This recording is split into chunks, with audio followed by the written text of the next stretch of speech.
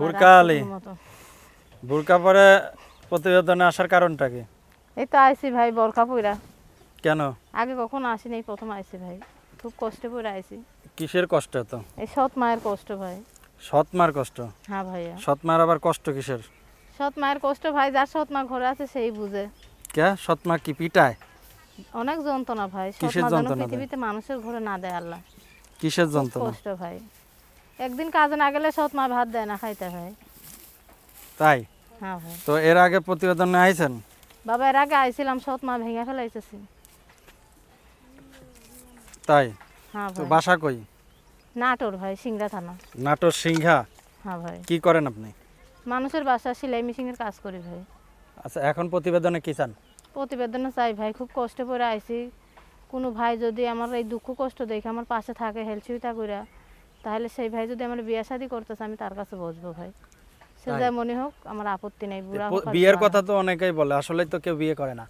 না ভাই, আমার যদি এই কষ্টের মানুষটা যদি ভালোবেসে কেউ বিয়ে করে, আমি বসবো। আমি খুব কষ্টে করে আইছি সৎ মায়ের অত্যাচারে পড়ে।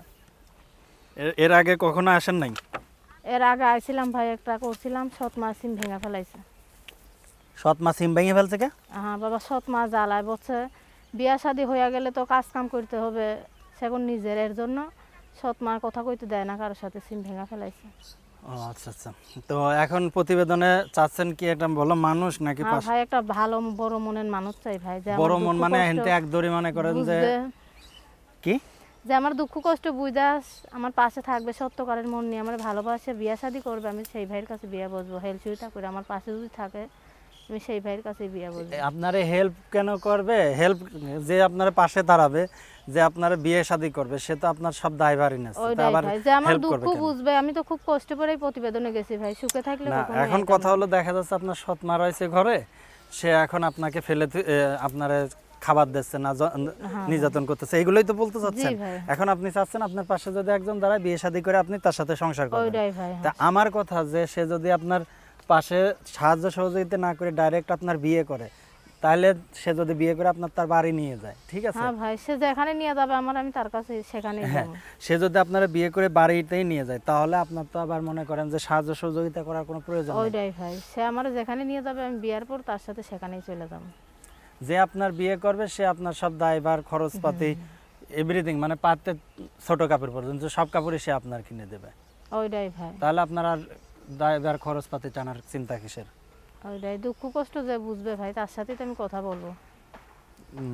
তো প্রিয় দর্শক, বরাবর মতো বলে আসে, আমাদের অনুষ্ঠানগুলো শুধুমাত্র বিনোদনের জন্য করা হয়। বিভিন্ন সময় বিভিন্ন অসহায় মানুষের জীবনের গল্পগুলো আমরা তুলে ধরি।